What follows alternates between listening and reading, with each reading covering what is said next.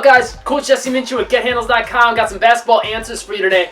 I'm going to do a really in-depth answer for this question, but I want you guys to know, if you leave a comment down below, I'm going to be running a new series where I'm just going to do some real quick answers. Every question that is left in the comments down below, I will answer. So, I'm going to try to get each answer in within 30 seconds or less, and just pound out a bunch of answers for you guys. And then out of all the comments, I'm also going to pick one that I'm going to leave a more in-depth, longer answer like I am going to for this one. So today's question is from White-Haired Demon Ghoul Thing. Fantastic name, man. I like that. He says, I'm 13 and 4'9", started 7 months ago, and I'm a pretty good ball handler. I'm the second best in my group of friends, and I'm the latest bloomer. Not being cocky, he says in parentheses, I maintain my humble mentality. That's a good thing to have. Coaches like that. Confidence, but humble. Good combination to have. And then he says, but even though my handles are pretty good, I can't make free throws.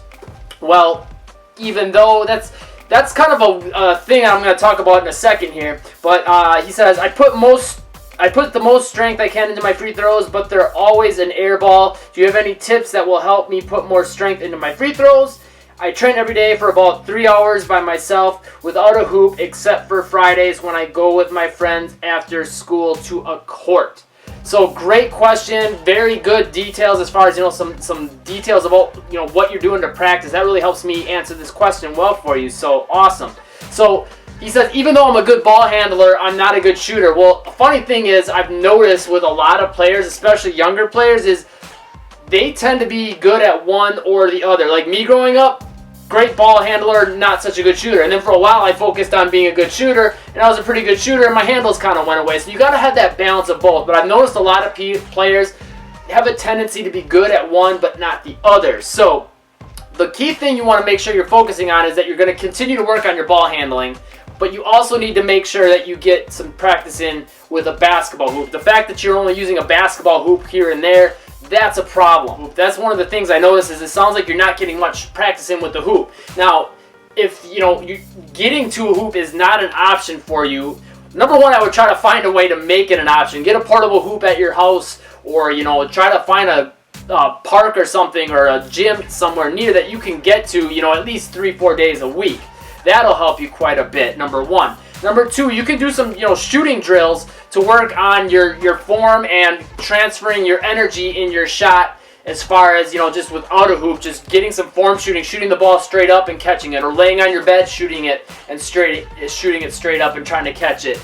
That'll help you develop some of the form and the arm strength needed. Now, the big thing though, as far as working on your air balls that you're talking about, you want to make sure you're paying attention to some of these crucial keys as far as transferring your energy into your shot. So the first thing I wanted you to see here is, when you go into your shot, a lot of players I notice have a tendency to either, one, they'll have the elbow straight, you're losing power, or two, they don't have this wrist cocked back. That's where you're losing a lot of power. That's one thing I've noticed with Steph Curry, is he does a great job of getting his wrist back, and that allows him to get a lot of his power in his shot almost completely from his wrist. So start compact here. Get it on your shooting hand side. So I'm a lefty. I'm going to put it to my left hand side, and make sure that elbow is bent 90 degrees, that wrist is bent 90 degrees, and then the final thing is, you're going to want to just dip your hips and your hips, so your hips come back a little bit, and bend your knees just a little bit. You don't need to come all the way down here, just a little dip, okay? Come down like that, and then as you come up for the shot, the key thing here is that you're making sure you focus on transferring that energy all the way straight up into that shot. One thing that a lot of players have an issue with is they're either like a one or a two motion shooter. Now, if you can be more of a one motion shooter, it's going to be a lot easier for you to transfer that energy into your shot. So basically what that means is, a lot of players will come up here, and then once they get here, there's like a pause, and they'll hold the ball for a second to try to kind of aim the ball and then shoot. You want to be aiming the second you have the ball here. Then when you come up, you want to go all one motion. The second you come up on your tiptoes for your free throws, you want to be releasing that ball, flicking the wrist as you're coming up on your toes, as your hips are coming straight back up like you're standing upright. So dipping down, coming up, and then on that release. Now again, that's something that you can work on at home as well. You don't need to use a basketball hoop in order to do that, to work on developing that power and that timing. That's the key word there, I think, is the timing and the mechanics. Again, the bending, making sure you're focusing on that in your hips, your elbow, your wrist, and then the timing as far as making sure you're getting that shot off as you're coming up on your tippy toes. Now, again, like I said, you can work on this at home just by practicing shooting it straight up. If you're outside, you can just work on shooting the ball up as high as you can to start developing some of that power, but still trying to make it so it comes straight back down to you. So not only are you developing your power, but you're developing your accuracy at the same time. So hopefully these tips helped you. You know, a lot of details there that can really help you improve your shooting, both with your accuracy and, you know, not getting those air balls in the free throws, increasing your range, etc.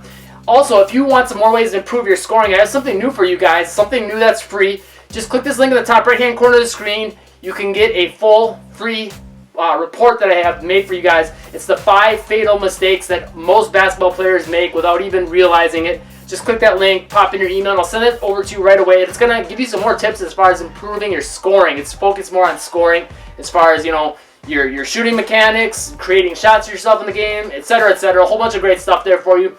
Once again, make sure you grab that if you haven't. And, you know, if you guys haven't, once again, leave a comment down below. Any questions that are down there, I'm going to give an answer for. No matter how crazy you might think they are, you know, no matter how weird if you think the question is, leave a comment. I'll hit you up with an answer. I'm here to help you guys, so that's what I'm make sure I'm doing for you. So leave a comment, and I'm going to get some more quick fire answers and some more in-depth ones like this. If you found this video helpful, make sure you give me a thumbs up, hit that like button, and as always, subscribe if you haven't yet. That's how you're going to catch these newest basketball answers videos, tips, tutorials, drills, gear reviews, all the other stuff I got coming for you guys. As always, thanks for watching. Stay tuned for more, and let's stay on our grind.